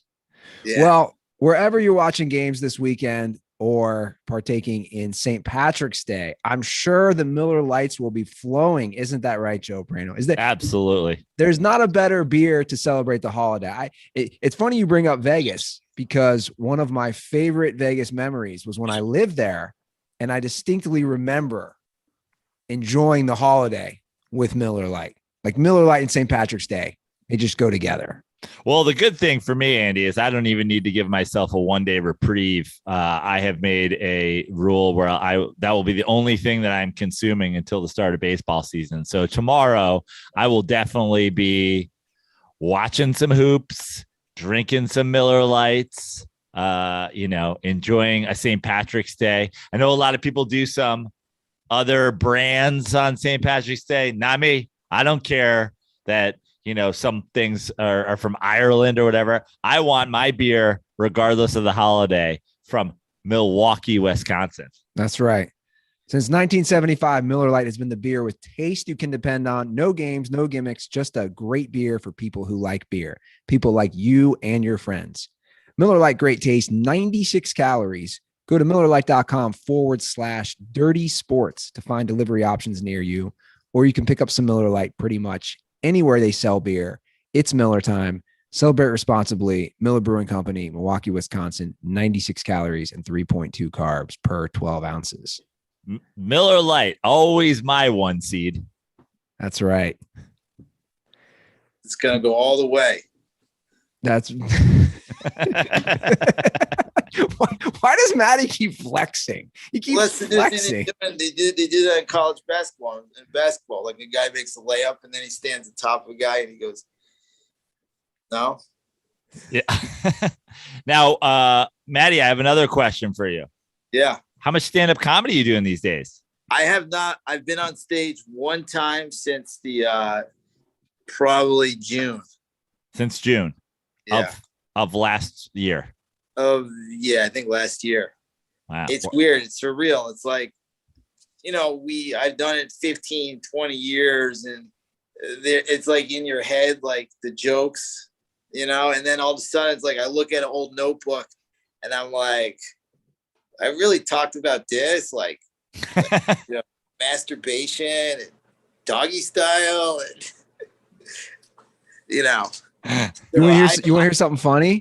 Yeah. So this week crossed the 2 years since I performed, and I've obviously never gone anything close to that. It hit me the other day, like, I don't think I remember any of my jokes. I almost feel like mentally I've just washed them clean of, like, I just don't remember them. Well, what I'm worried about myself is, like, when I started in the early 2000s, and there was guys that were doing acts that was like 1982. Like, it just felt like, hey, everybody, here's my impression of Laurel and Hardy. And you're like, God, this guy's a fucking fossil in comedy. And now I feel like my act, if I went up there, like, people would be like, this dude is like, he might as well be like an 80s hair metal guy or something. Like, this guy is so behind the times for what's going on. So that's in my head about getting on stage. Yeah, but you'd probably, it's like how I feel, like I said, washing it clean. I wouldn't do any of the stuff. Right. That I did before, just because I don't find it, so much has happened in my life, right, in the last 2 years, that I wouldn't find that stuff appealing. Of course, like I started, Taco Bell is still a thing, Andy. Don't you worry. Taco Bell is still out there. Yeah, although I'll go on. No, I was going to say here, I don't think this would be a stand-up bit, but I was kind of riffing today at a place I volunteer at every Wednesday. And I had some of the guys laughing, and it was so stupid, but I was riffing because I've always thought, like, I don't know why and maybe somebody has a bit on this. I doubt it, because it's so stupid, but I always laugh. We were talking about alligators. I'm like fascinated by alligators. And again, I don't even know if there's a bit here, but I always laugh at the thought of, like, when the first settlers, which I think would have been like the Spanish settlers, like in the 1500s, came to Florida. I don't know why the thought of, like, the dude who's just swimming, and then, because they're dinosaurs. Like people forget alligators have not changed over millions of years. And That's the thought true. of like suddenly this dude sees this thing and it just eats somebody. I don't know why it makes me laugh every time, or if it crawling out. And they wouldn't know what dinosaurs were either. Yeah, dude's just like, what the fuck was that? What dude, what the fuck just ate him? And that's where I think they came up with all these crazy ideas of like monsters and demons, because imagine if you had never seen an alligator and you saw it for the first time. And one just dragged a kid out of your camp that you set up in Florida. That's what I'm saying. That's creepy as fuck. It's nuts. I don't know, but it was making me laugh at just the thought of just like dudes watching some. I guess it's not funny. Somebody just watching somebody be devoured. Yeah. But to me, it's hilarious of like thinking about that kind of animal when you had no fucking clue. I hear you. Anyway, I have a long road back to stand up if that's where my bits are starting. Well, here's my thing too. Like I started when I was in my young 20s, and I was like, can't get laid, can't get this. And I'm like, you're in your 40s. Nobody wants to hear a 40-year-old man like be like, I can't get laid and all that shit. Like it just is, it's played out for me, like I don't want to present that to people anymore. If that makes any sense. Yeah, no, it does. Well, do we want to talk some other sports? I think we should. There's obviously. Yeah, I'll do it. You guys talk a little. I'm going to go to and look at my upsets because I had a ton of list of upsets and then my thing died. So wait, you're just gonna go dark on us? No, I'll be here. I'm just grabbing my iPad. It's been charging for 3 minutes. Brandon, it's amazing that something's just never. He doesn't even mute his computer. Here, look at this. For 5 minutes, you guys look at this. Doesn't Goldberg's Tebow shirt look like it was wet and then it was left outside in like the winter and now it's like frozen stiff? I bet I could get a couple bucks for this, right? Sure. Yeah, cum stains included. I mean, come on, Matty. Couple bucks. I'll sign the cum stain. I think most people who own a Tebow shirt at this point jizz in it regularly. I assume they're the kind of people who can't get you know what I put? Here's some of the upsets I put. I like Memphis -3. They're an 8-9 game. I like St. Mary's -2. These aren't necessarily upsets, but these are my best bets for the next 2 days. I like Loyola over Ohio State to continue their run. As always, the sexy, beautiful sister Jean will be there. Yeah, but hold on, Matt. You're contradicting yourself. You just said you thought Ohio State could make a deep run. Now you haven't moved in the first round. Point is, if they get past this game, absolutely. I'm saying like there's going to be a team that everybody fades. It's going to get hot. So that's why I used Ohio State as an example. Okay. So I'm saying like there will be that one team that everybody's like, they suck. They're going to lose in the first round. They're going to get upset. Next thing you know, they're at least in the Elite Eight, maybe the Final Four. So Ohio State is that team, but I do think they'll probably lose tomorrow. By the way, where Matty is right now, you know what it looks like? He looks like he's in an RV. Doesn't it kind of resemble? Yeah, like a nice. I got a little belly too, man. I got to lose some weight. What do you do for exercise, Goldberg? Walk. That's it. Are you walking any dogs now? Well, I have a dog here, so I try to walk like 1.5 miles a day. And then there's a weed shop that's like 2 miles away that I like walking to. So it's like, if you're going to buy weed, you're going to force yourself to walk. Yeah. I'm going to Michigan this weekend. I'm excited to get legal weed again. That's the best. Yeah. How much, like, what's the dosage of edibles you eat, Goldberg? I do about 20. And 20 milligrams? Yeah, so I take 20 and then I smoke a little pot on top of that. And then as it wears down to fall asleep, I'll do another 10. So I do about Goldberg is crushing me. We know you're like 5 milligrams and you're like, I took 5 milligrams. I woke up shirtless, covered in Taco Bell. I weigh like 90 pounds too. So Goldberg, you're crushing me. Goldberg, you weigh 90 pounds? I weigh 140. Jesus Christ. 5'4", 140, a lean sex machine. You remember when the three of us, you guys remember when we went to that? You're built like me as a freshman in high school. He's 5'4", Jeez. I can't. I'm glad I made you laugh. I'm here to make you laugh. See, that's why I always wanted to do stand-up. I always wanted to make other people feel better about themselves. So I'm happy. Man, you've always made me laugh. But you remember, what I was going to say was, speaking of weed, you guys, I don't know if you remember this. The three of us, you actually, of course you'll remember. We went, and I think maybe Trevor, I don't know. We went to a Memorial Day Cubs Dodgers in the bleachers. Yeah. That was the John Jay. John Jay. Oh, John Jay. But I don't know if you remember, we smoked a little weed first at Goldberg Sisters, and then I ate an edible. And I can proudly say this to this day.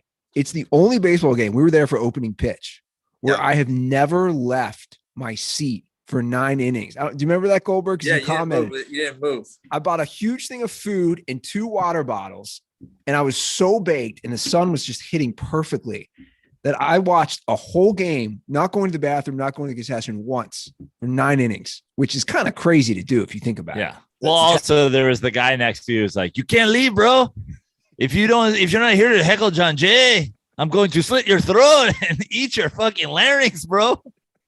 See, a fun fact about John Jay, because I'm all about 6 degrees of separation. I always liked Cocaine Cowboys. Yeah. Mm-hmm. So I'm watching the newest Cocaine Cowboys that came out about 6 months ago. And one of the drug runners' father, his kid is John Jay. Yeah, I discovered that too.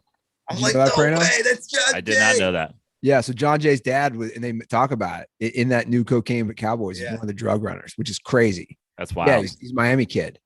Well, I think can we transition to a little baseball talk on that? Go. Sure. Because obviously a lot has happened with my hometown team to the point where even Joe now is texting me like, yo, what is going on with the Reds? Well, I want you to know, Andy, that I said we recorded a new Dirty Slides today. It is available all places podcasts are available. And I want you to know that even I said that you and I were going to talk more in depth about the, disgrace that is what's happening in Cincinnati right now. But we kicked off the Free Joey campaign. Free Joey Votto. Send him to the Blue Jays. They have a great team. He's from Canada. Give him a chance to win one in his home motherland.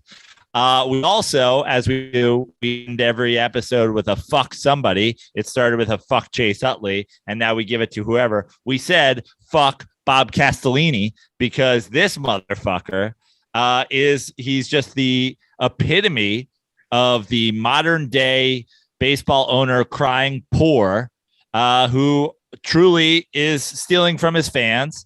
And I've been there. Obviously, I've been there for so long with the Wilpons.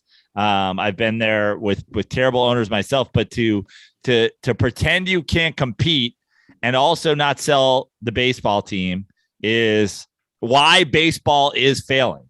It's the guys like this that play fucking, cry poor and run a baseball team as if they're poor while sitting on a nest of $400 million and a team worth $1 billion. And act like they can't compete or they can't put a team on the field. So yeah, you should be upset.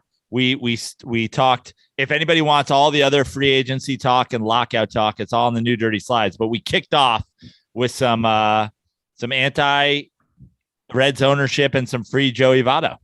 Yeah, well, no, and obviously I agree. Here's my thing, man. The Reds are a small market. I don't expect them to be winning World Series, but you got to try. Like last year's team was overall, it was a fun team. They won 83 games. They were in it until September. And then the Cardinals, we all know the run they went on. The Reds were right there to win it. If it was last year's team in this year's format, they make the playoffs, to put it in perspective. Right. So to get rid of all their guys that weren't that expensive, Sonny Gray is a $10 million a year pitcher. That's not much for what he produces. Jesse Winker is not making that much money. He's a homegrown drafted guy who made the All-Star team, and he's only 28. Getting rid of Suarez, fine. I don't want that contract because he bats 190 and hits 30 home runs. But obviously they threw in Winker, but they're not getting anything in return.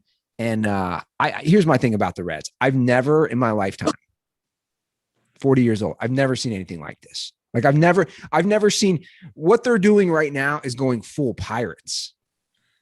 And here's the thing. This has always been a baseball town just because of the history.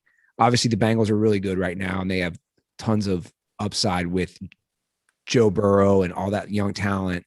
But let me put it this way. I've never seen like the editorials where just everybody is like me, where I'm basically saying this for the season. If you don't care to attempt to win, then I don't care to go to games.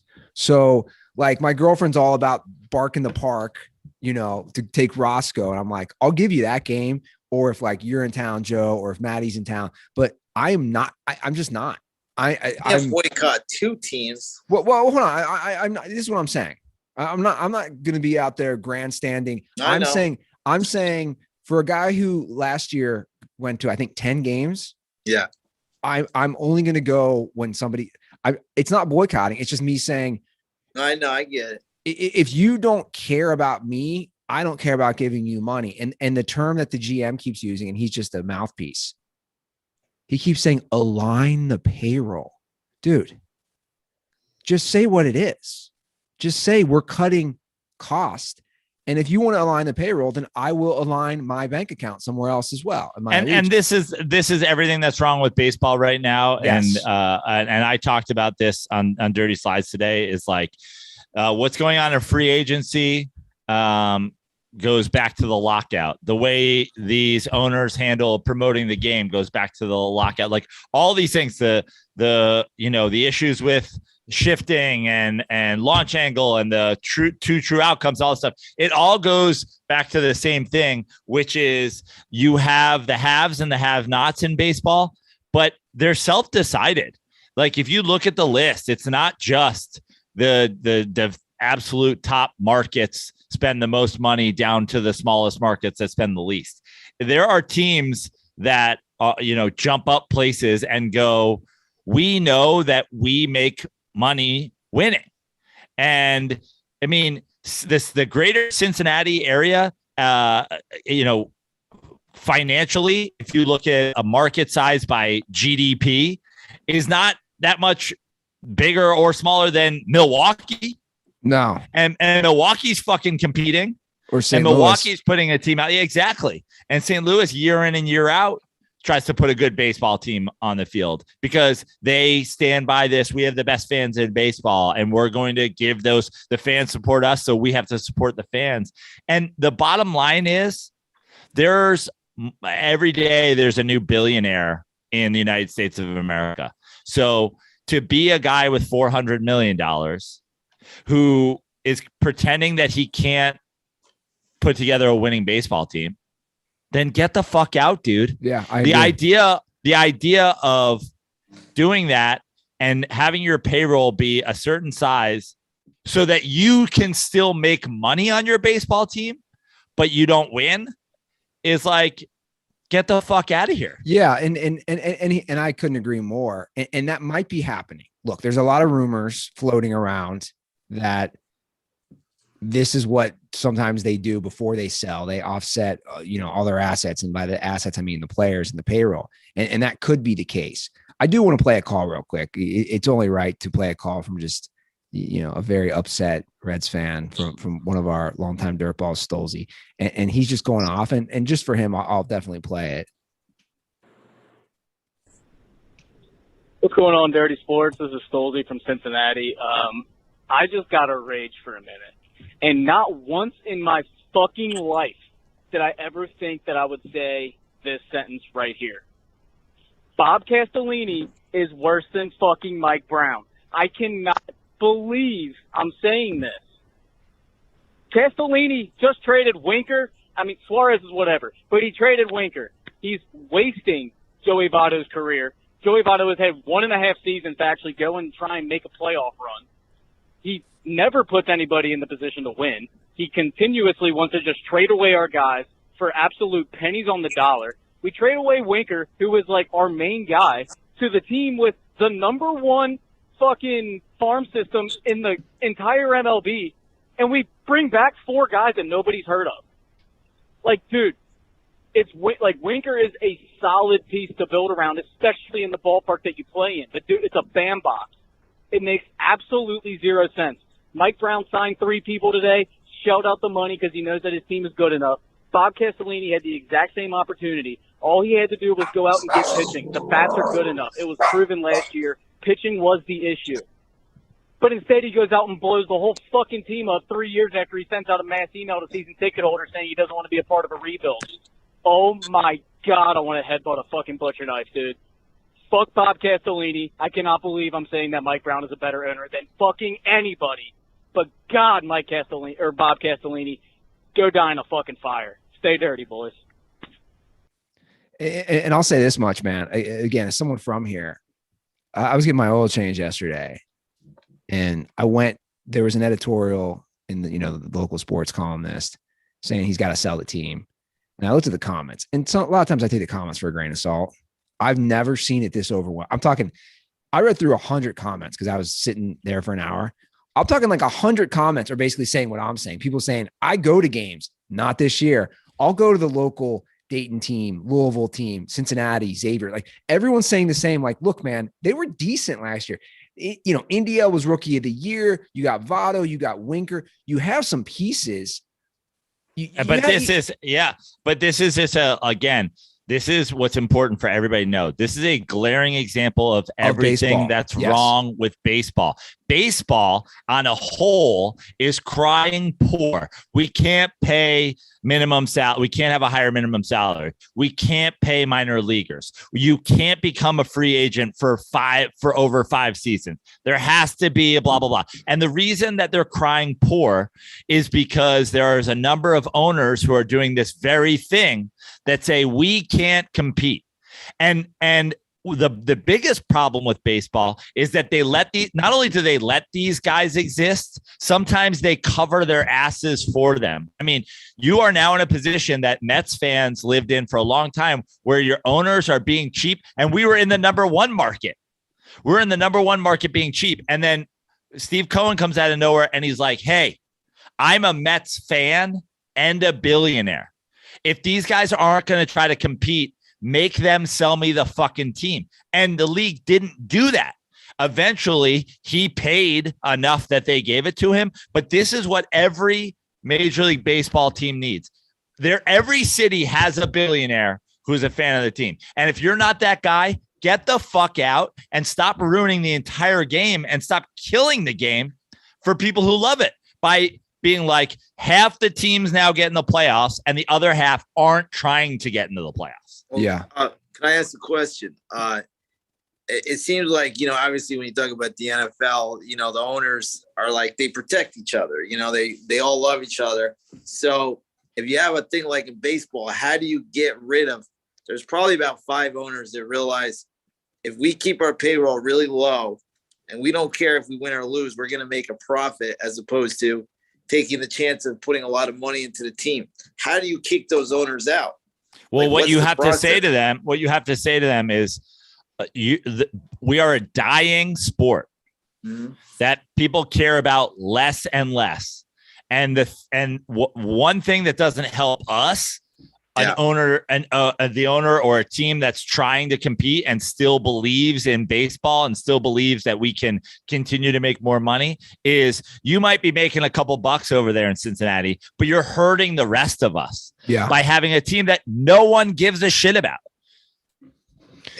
No, I think you're spot on right there. It's the big picture is the game of baseball and the future of the sport. And you look, it was small and to be honest, it was embarrassing, but it made all the local news. There was like 10 to 15 people who went to protest in front of the stadium yesterday. And it was young. Here's what I found fascinating. It was young people, both men and women, probably in their early 20s. They were holding up, sell the team. And they weren't being like raucous. It was just like chanting, sell the team. But of course, all the news outlets picked it up. And I thought, wow, here they are in front of statues of Johnny Bench and Pete Rose and, Frank Robinson, all these great Reds. And it's like, I've never seen this ever where people are protesting what's happening with the Reds, because the truth is that if you look at it, from like this is actually hilarious considering how she was as a person. The Reds were much better. Castellini's owned the team for 16 years. Marge Schott owned it for 15. Say what you want. She was a racist. She was a bigot. She was a homophobe. You know, she said Hitler started out good and then went too far. I mean, she's got wild quotes. She was a crazy person. Yeah. The Reds had 8 winning seasons, a World Series, and 2 playoff appearances under her. Like, my point is, they were better under Marge Schott than Bob Castellini, statistically, record-wise. And it just sucks because he's from here. And look, it didn't work out. It's nothing personal. But like you're saying, you bought the team for $270. You can sell it for $1 billion. You've tripled your investment in 15 years. And like you're saying, with not just the Reds, a lot of these markets. I went to Pittsburgh. That is such a gorgeous stadium. It was odd being in a stadium with 6,000 people in a gorgeous stadium of a city that has a good history of great sports town. Exactly.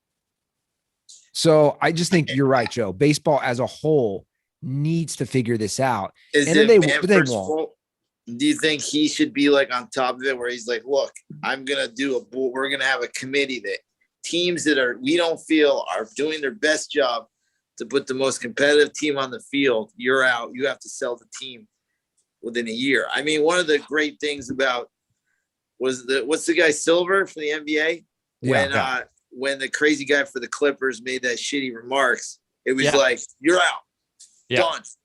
And that's what the commissioners and the owners and other sports have done is they think about themselves in terms of moving the sport forward, and baseball has just been shooting itself in the foot and moving it backwards. And by the way, you know, the Reds made an effort but didn't get there and whatever. I'm not saying teams can't rebuild. I'm not saying that. No, I agree. But the bottom line is what I think, and I said this on Dirty Slides today, is I think that there just needs to be a financial a redo in baseball. And obviously we just did that a little bit with this lockout, and I don't want baseball to go away. So it's not like we want to lock out, but like something that needs to be agreed on is not just a salary cap, but a salary floor.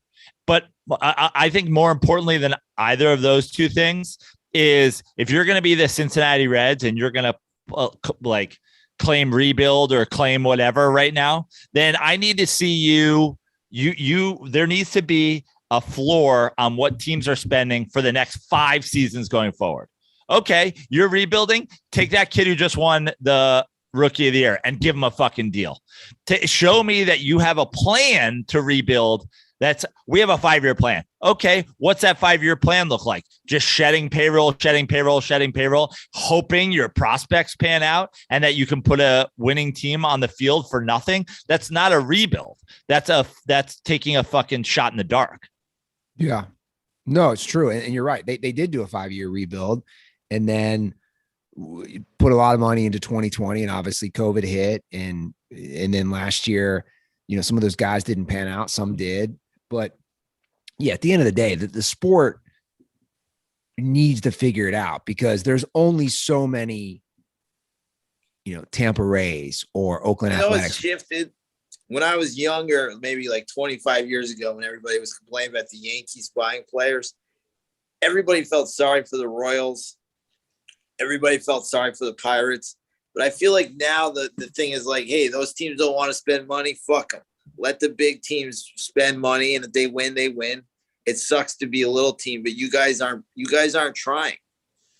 Yeah. So it kind of shifted where I don't know. That's what I see. Well, look at this. I just brought up Marge Schott. Here's something crazy. Yeah. I just put it in. You love her. No. But my point is, she was trying. But this is what's crazy. Yeah. I just put in the 1995 payrolls for baseball. Probably higher than now. They're not higher than now, but this is the order of the payrolls from 95. 1 Blue Jays, 2 Yankees, 3 Braves, 4 Orioles, 5 White Sox, 6 Reds. My point is like, dude, she was a terrible person. She tried to win baseball games. And if you just look at teams within the Reds division, okay. Again, I go to these teams. The greater Cincinnati area in terms of the finances around the greater Cincinnati area, and that includes Kentucky and all that stuff. is the 28th largest market. Milwaukee is 37th. Milwaukee is spending the 15th most money in baseball and spending $25 million more than Cincinnati. St. Louis is the 22nd biggest market, so a lot closer on the high side than Milwaukee is on the thing. And this is why St. Louis is like, this is everything that you need to know. Do you want to own a baseball team? Have the approach that the St. Louis Cardinals do. They're the 22nd biggest market in America. They're spending the 12th most amount of money in baseball. They're sandwiched between Atlanta and San Francisco, who are huge markets, both top 10 markets. And they do it because fans come to the fucking ballpark and they always put a team out there. Doesn't matter. You're like, I don't know who any of these guys are.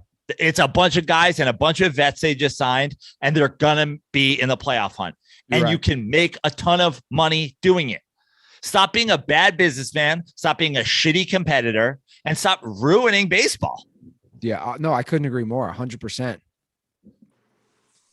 I mean, it's like I said, that's easy to have the best fans in baseball when the team always plays well. Sure. No, for sure. And that's where I'm at. And I couldn't agree more about Votto. Look, I've loved Votto's career. I think most people have. I think he's, a cusp borderline Hall of Famer.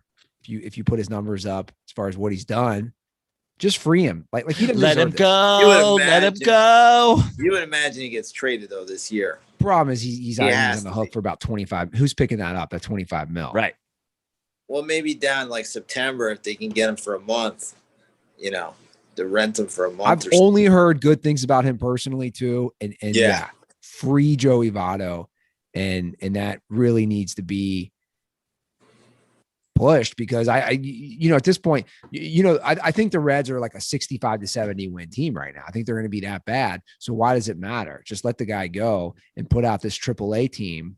Of course. Yeah. Which is so goddamn depressing, but it is what it is. And to go back to his call, it's true. Like that's what everyone in Cincinnati is saying. On the day that they trade these guys is the same day that the Bengals sign 2 or 3 guys. Like it's a role reversal right now where the Bengals are clearly trying to win a Super Bowl and the Reds are tanking. And here's the difference. The difference is in baseball, you can just put out a shitty product, make a little bit of money, not show anything, like not show your finances at all. And like, he's just gonna make money doing this. And so why would he sell a team? He's probably make $30 million this year. He'll probably just add $30 million on top of whatever he spends to his net worth. He's worth 400. He's probably worth 420 or 430 next year. But it's by rolling out a shitty baseball team and letting people come to 81 games and selling a bunch of hot dogs and getting his fucking TV deal. And it's bullshit. These TV deals, you shouldn't be allowed to just get free money with one of these TV deals. And by the way, the worth of your team goes up because everybody gets one of these deals, and now there'll be a streaming deal, and now there'll be a merch deal, and now there'll be whatever. And he could just sit there and not try and make money on it. Yeah. No, I totally agree. Goldberg, let's talk a little NFL. We'll wrap it up, of course. Yeah. Our I was gonna make one point about the NFL because I was listening to your show when a caller said, like, would you rather be the Rams that were maybe one and done, that put all their eggs in the basket, or the Bengals that are gonna be in like the AFC championship every year for the next 10 years? And I was like, there is no guarantee that's going to happen. I was totally agreeing with you because I remember Boomer Esiason was a bigger stud than Joey Burrow. He had an underwear commercial 33 years ago. That's how big of a stud he was. And now he's a boomer. When you say stud, you mean like looks wise and like the girls? Well, everything. Like Joey Burrow is so cool. And so, like he's a god. Men want to be with him. Women want to sleep with him. Boomer Esiason was that guy 33 years ago. Now he's a boomer. It's just, well, he is a boomer. He's Boomer Esiason, but there's no guarantees in the NFL. There really is. Yeah, no, there's not. And that's the thing. It's like, that's how I don't go. I try not to go crazy over all these signings. Like, shout out to Randy Ruther. He texted Joe and I and asked if now the Bills are the number one team to beat after signing Von Miller and they OJ need more. Howard. They still need more in defense. And my thing is like Miller's old. I already Yeah. like the Bills. Howard's a nice piece for sure to add to Josh Allen, but like I already had them right up there. I mean, NFL free agency, at this point, what I'm most curious about, probably like most people, is Deshaun Watson. And this Cleveland thing is kind of fascinating to me, what's going on out there.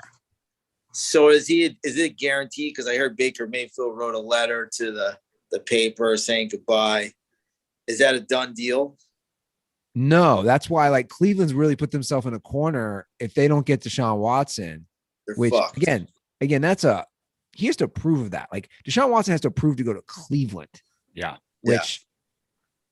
Which has gotten rid of wide receivers and signed Amari Cooper, traded for Amari Cooper. That's it. So we got the Cleveland Browns will be Amari Cooper and Deshaun Watson. That'll be their offensive and obviously their running game. That'll be their strategy. They have a great running game. Yeah, no doubt about that. But like, you go into last year, you have you have multiple receivers now. These guys are leaving. I mean, Jarvis Landry obviously didn't get the heads up that Deshaun Watson's coming to town. He's like, I want to get the fuck out of here. Yeah, like if I'm Deshaun Watson and my choices are the Saints. The Saints is probably the best place. I mean, they have a great defense. I mean, there's also a lot of talk about the Falcons suddenly. Yeah, I heard that too. You get Michael Thomas back. You got Alvin Kamara. You got some good players, and you got a playoff defense. So, they're ready to win right away. It's a good spot. Is there still rumors about Miami, or is that dead? I think that's mostly dead. They're going to ride with Tua, which I think is such a mistake. I don't know. I think that, that's the main card to fall. And obviously free agency is continuing every day. So Aaron Rodgers is going to get $150 million. It's finally been revealed. Yeah. It's somehow, again, I don't understand the legality. I don't know if that's the word, but like how the salary cap works and somehow basically what happens is now all the way these teams are all getting around the salary cap number is they're guaranteeing money. They're writing one big fat check, and that isn't counting against their cap number nearly to the amount where if you pay it out over time or if you pay it out whatever. So it's like a signing bonus of X amount, which then they go, well, it's 3 years, 150 million. But if it's, $105 million bonus, then he's really just on the payroll for $15 million for 3 years, and that's what all these teams are doing. And that's great because then, these guys are getting their money, which I am always happy that the athletes get the big bonus, get your guarantee. And then also they can cut these guys, after the fact, but they also spread out the rest of that money over a year. So that's why stuff like, Von Miller for 6 years seems ludicrous, but he'll probably never make it to 6 years. That is weird. They signed him for 6 years. Yeah. That doesn't make sense. Is that how they can make it so the salary cap, they pay him a lot of money through the 6 years? Yeah. Yeah. What's crazy to me, again, it's like everybody's going to the AFC West. Like I saw this. I mean, this is a crazy stat, or AFC in general, but the AFC West. I saw this from Field Yates. It's like this division: the quarterback and the pass rushers. You have Raiders, Derek Carr, Chandler Jones, Max Crosby. Chiefs, Mahomes, Chris Jones, Frank Clark. Chargers, Justin Herbert, Joey Bosa. They add Khalil Mack. Yep. Broncos, Russell Wilson, Bradley Chubb, Randy Gregory. It's the greatest quarterback division I've ever seen. It's nuts though. Like everybody's going to the AFC in general. And it's like, I'm like chomping at the bit to see how this they're all trying to avoid Matty's Tom Brady. They don't want any part of Tom Brady. No, but it is amazing that and I know, look, I'll take an L. I thought Kirk Cousins was good at a time. he's probably the third or fourth best quarterback in the NFC. And he wouldn't even sniff top 10 in the AFC. I mean, the AFC is just like, okay, well, let's do that real quick. Loaded. NFC, you're going to have Rodgers, Brady. Where are we going after that? Stafford. And then probably Murray, who's like a head case. And then I would probably go Kirk Cousins at like 5. Over Dak. They're pretty Dak similar. 5, Kirk Cousins 6, which isn't saying much. And then the AFC, it's like, I mean, I think Derek Carr's a really good quarterback. He is. And he's the number 4th best quarterback, in my opinion, in his division. And I mean, he's a top 10 quarterback. Yeah. No, I know. It's insane. I don't know if you guys saw this today, but there has been a new overtime rule proposal. So I did see that. The Titans have lost their mind because by the way, I'll take Matt Ryan all day over Kirk Cousins. I forgot about Matt Ryan. Only the age. That's the only difference. When I'd put Kirk a little over him, is just that he's a little younger. But Matt Ryan is definitely a better quarterback career-wise. So the Colts and Eagles are just saying, hey, as a team, they propose everybody gets the ball at least one time. Yeah. But the Titans are going crazy because the Titans propose unless the team goes for 2 or something like that. This is the Titans, yeah. The Titans say everybody should get the ball unless the first team who scores also scores a 2-point conversion. I kind of like that. You like that one over? Nah, I think everybody should touch the ball. You should get the ball once. By the way, not to interrupt, but we are in a crazy game. Notre Dame Rutgers tied with a minute to go. I let you know. I appreciate it, Goldberg. Here's my thing, dude.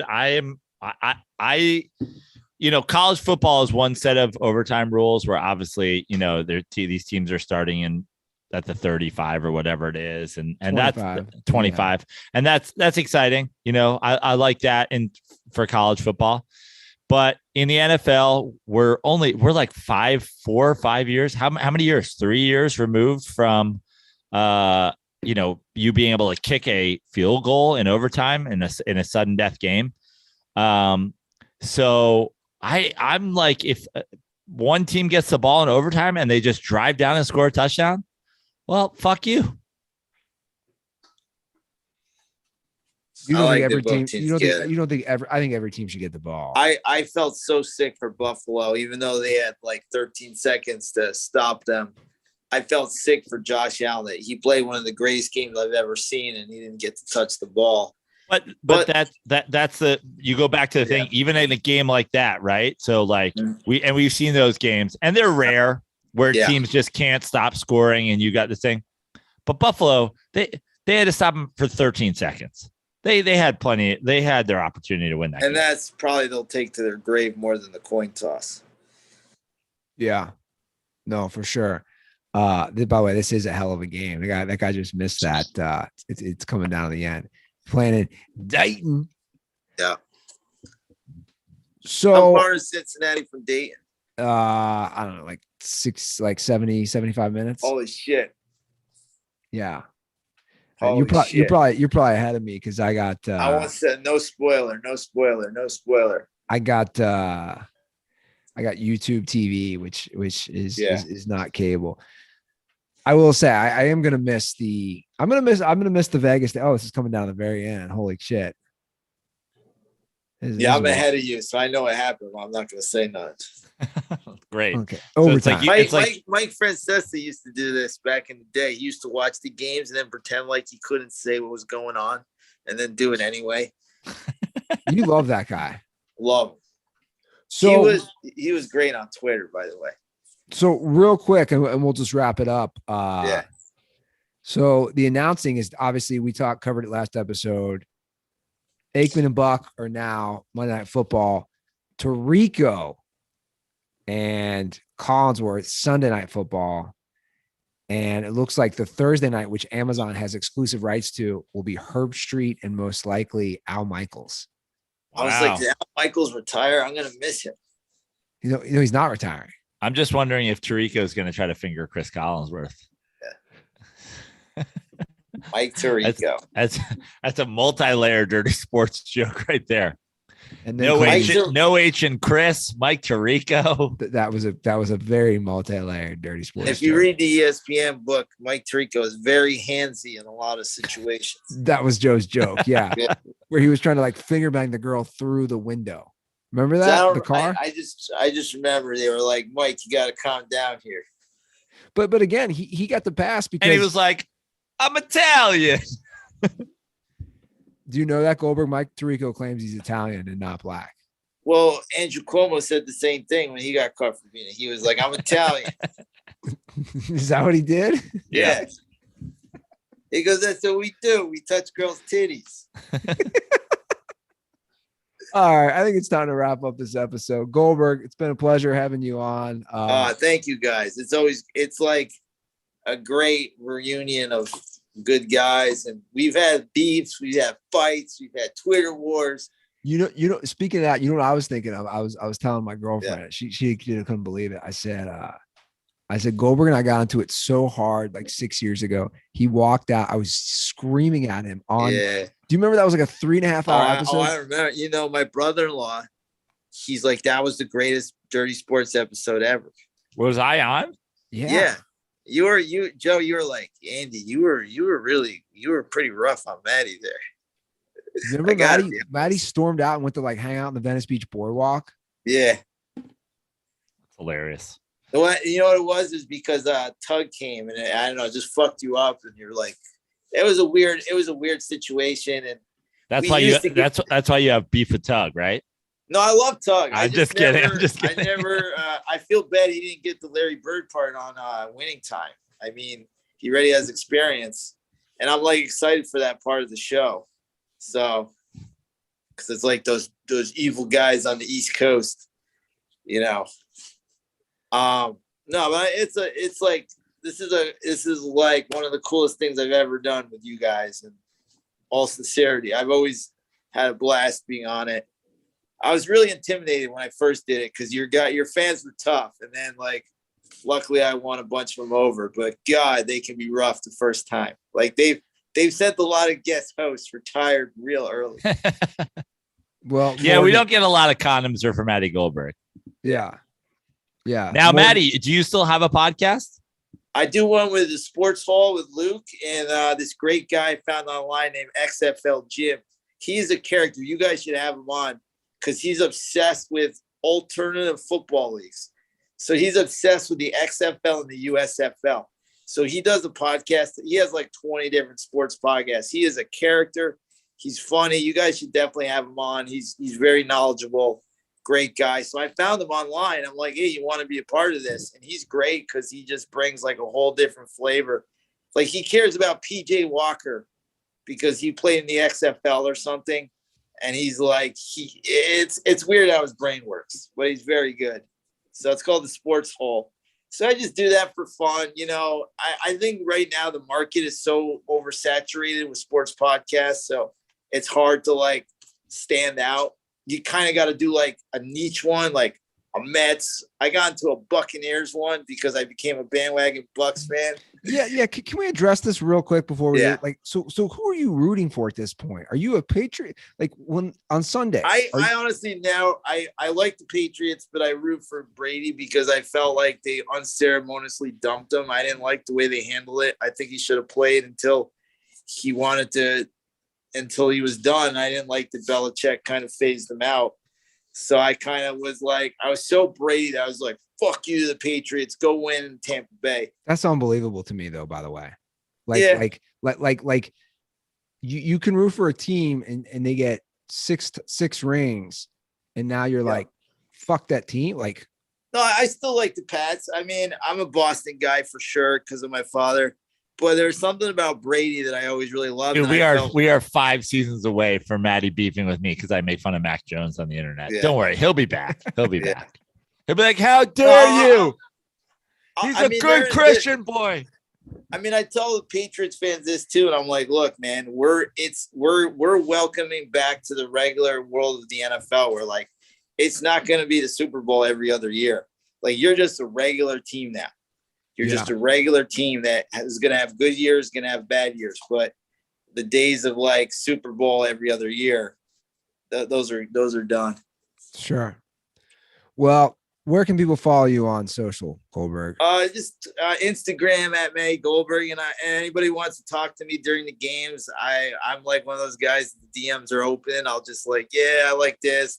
Like, you want to ride with me on this game, and then we'll talk about it. I've met a lot of great people from Dirty Sports through that. So, a lot of great. If I ever get trolled on the internet, I always look at the guy and it's like followed by Matty Goldberg. Well, here, let me just say that I follow everybody who follows. I know you do. I know. So some of the people I'm like, I don't know that guy, you know, and I don't know. I follow everybody back. Brandon, where can they see you live? I know you're doing a lot. Everybody of can follow me at Joe Prano on all social media except for Twitter at Fix Your Life. Go to joeprano.com for shows. I'll be around town for the next couple of weeks, but then for the Colorado Dirtballs who are out there, tickets are now on sale for the Vail Comedy Show. That's April 14th at the Bridge Street Bar in Vail, co-headlining with Eddie Ift. So if you're anywhere around Vail, Colorado, come out to that. Before that, the weekend before that, we're at Schmiggity's in Steamboat Springs, Colorado. And weekend after that, we're at the Denver Improv. So if you're in Colorado, come to one of those shows. And if you are going to come to one of those shows, buy your tickets early. It's better for everybody. Also, the new Dirty Slides is out. We talk a ton of free agency, ton of lockout stuff. We present why Kanye West should be the new owner of Andy's Cincinnati Reds. And just baseball in general. So go listen to the new Dirty Slides. I like it. All right, guys, that's our show. Thanks for supporting us. Matty, thanks again for hopping in, helping us with a little NCAA tournament talk. Yep. You guys have a great March Madness weekend. And don't forget, stay dirty.